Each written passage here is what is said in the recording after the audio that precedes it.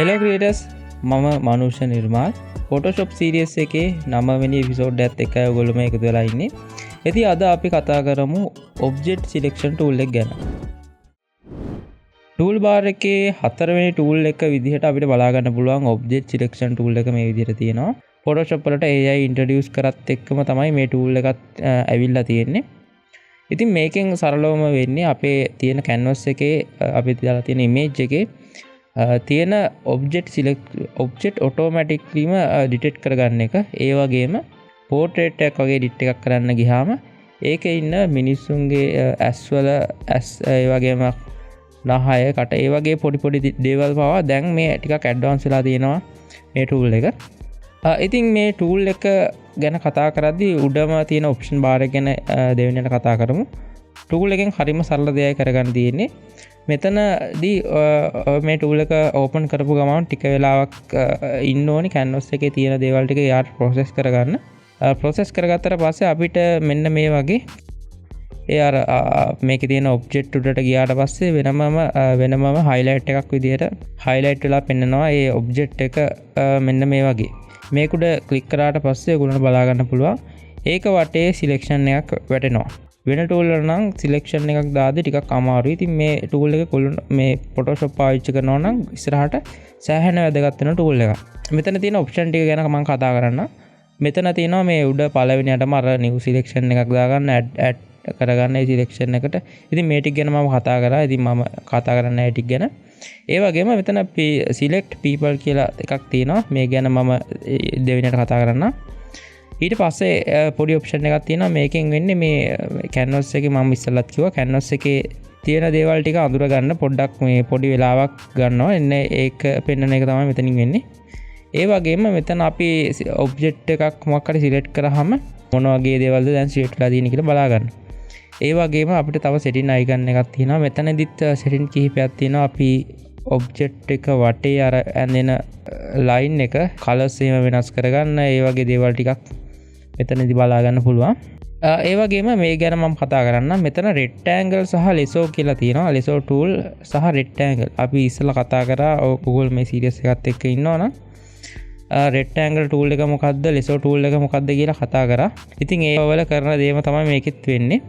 උදාහරණයක් විදිහට දැන් මෙතන අපි සිලෙක්ෂන් එකක් දාද්දී අපිට rectangle එකක් විදිහට මෙන්න මේ වගේම එකකින් අර පොඩ්ඩක් මම මේ සිලෙක්ෂන් එක දාද්දී පොඩ්ඩක් එළියට පැනලා තිබ්බා පොඩි කොටසක් එන්නේ. ඒකත් ඒ වගේ දේවල් පවා අඳුරගෙන මෙයා සිලෙක්ෂන් එක එයාට සෙට් වෙන විදිහට දාගන්නවා.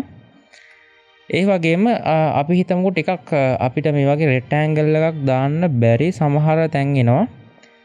ඒ වගේ වෙලාවට අපිට lasso tool එක පාවිච්චි කරන්න පුළුවන්. ඔයගොල්ලන්ට බලා ගන්න පුළුවන් මේ තියෙන image එක මේකේ ටිකක් එක දේවල් ටිකක් තියෙනවා. ඉතින් lasso tool එක මෙන්න මේ වගේ situation වලදී තමයි අපිට පාවිච්චි වෙන්නේ. මෙන්න මේ වගේ දැන් මේ අපි අර මේක උඩට ආවොත් එහෙම ඒ ඔබ්ජෙක්ට් එකම සිලෙක්ට් වෙනවා. lasso tool එක පාවිච්චි කරලා ඔයාට තියෙන්නේ Photoshop වලට පෙන්නලා දෙන්න මේක තමයි මට සිලෙක්ට් කරගන්න ඕනි ඒරියා එක කියලා. එයා ඔටෝමැටික්ලිම සිලෙක්ට් කරගන්නවා. ඒ වගේම මෙතන sample all layers කියලා තියෙනවා.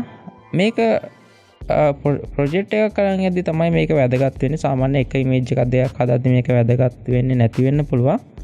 සාමාන්‍ය අපි ඉමේජ් එකක් බිල්ඩ් කරන් යද්දි ඉමේජ් එකක් හදාගෙන උඩට යද්දි සමහර වෙලාවට අපිට සිද්ධ වෙනවා new layer එකක් දාලා මේ සම්පූර්ණ canvas එකේ අපි layers by layers නේ හදාගෙන ආවේ. ඒ ඔක්කොම layers වලට අදාළ එක දෙයක් මොකක් හරි select කරගන්න.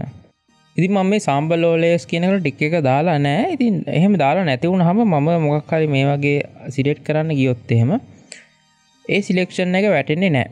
ඉතින් මේක සමහර situation වලදී තමයි ගොඩක්ම useful වෙන්නේ. ඉතින් sample all layers කියන එක සමහර tool වල තියෙනවා. ඉතින් මේක enable කරාම මේක ටික් එක දැම්මහම අපිට බලා ගන්න පුළුවන් මෙන්න මේ වගේ අපි අර ඒ layer එක උඩ හිටියේ නැතත් අපිට selection එකක් මේ වගේ දාගන්න පුළුවන්. ඒ වගේ දේවල් වලට තමයි මේ sample all layers කියන එක පාවිච්චි වෙන්නේ. ඒ වගේම මෙතන තව ටික් එකක් දාන්න තියෙනවා hard edge කියලා. ඉතින් මේකත් සෑහෙන යූස්ෆුල් අපි සාමාන්‍යයෙන් මේ වගේ ටිකක් සංකීර්ණ ඉමේජ් එකක් සිලෙක්ට් කරද්දී සිලෙක්ෂන් එක කොච්චර සංකීර්ණ වෙන්න ඕනිද කියලා. ඉතින් මේක මම කරලම් පෙන්නන්න. හරි, උදාහරණයක් විදිහට මම මේ දෙක වෙනම අරගත්තා. ඉතින් ඕගොල්ලන්ට පොඩි වෙනසක් බලා ගන්න පුළුවන්. දැන් මේ වගේ තැන්වලදී හැම අර hard edges on කරලා තිබ්බනම් අපිට අර edges වල තියෙන මේ සමහර පොඩි ඩීටේල් පවා අපිට සිලෙක්ට් වෙලා එනවා. ඒ වගේම අපිට මෙතන තව ඔප්ෂන් එකක් දීලා තියෙනවා select subject කියලා. අපිට පුළුවන් මේ image එකේ තියෙන subject එක ටික් එකකින් select කරගන්න. ඉතින් බලා ගන්න පුළුවන් එක ක්ලික් එකකින් මම මේ සම්පූර්ණ image එකේ තියෙන subject එක select කරගත්තා. ඒක තමයි මේ select subject කියන එකෙන් වෙන්නේ. object selection tool එකේ අලුතෙන් ආපු option එකක් ගැන තමයි මම කතා කරන්න යන්නේ.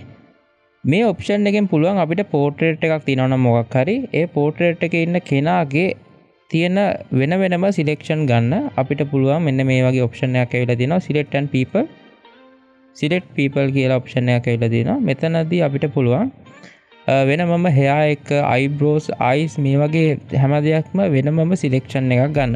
ඉතින් ඔයගොල්ලෝ බලා ගන්න පුළුවන් අර රෝස පාටට එයාගේ වටේ පොඩි බෝඩ් එකක් වටනවා. ඉතින් ඔයාට පුළුවන් මේක use කරන්න මේ විදිහට. ඒ වගේම මම select and mask කියන එක වෙන වීඩියෝ එකකින් කතා කරන්න. ඒ ගැන ටිකක් දිගට කතා කරන්න ඕනි. අපි අද කතා කරේ object selection tool එක ගැන. ඉතින් මේ tool එක 2020න් පස්සේ ආපු tool එකක්. Photoshop වල පළවෙනි කාලේ මුල් කාලේ AI introduce කරත් එක්කම තමයි මේ tool එක ආවේ. මේකේ පොඩි adjustment වල ඉඳලා ටිකක් ලොකු දේවල් වෙනකම් මේක කරගන්න පුළුවන්. ඉතින් මේකේ අලුතෙන් ආපු option එක තමයි select people කියලා option එකක් තියෙනවා. ඒක තමයි ළඟදිම ආවේ. ඉතින් මේ Photoshop CS එක ඔයගොල්ලෝ බලනවා නම් අනිවාර්යෙන් like කරන්න, අඩුපාඩු තියෙනවා නම් comment කරන්න, ඒ වගේම subscribe කරන්න. ඉතින් ඊළඟට එන එපිසෝඩ් එකත් අනිවාර්යෙන් බලන්න. හරි. එහෙනම් ඊළඟ එපිසෝඩ් එකෙන් අපි හම්බෙමු.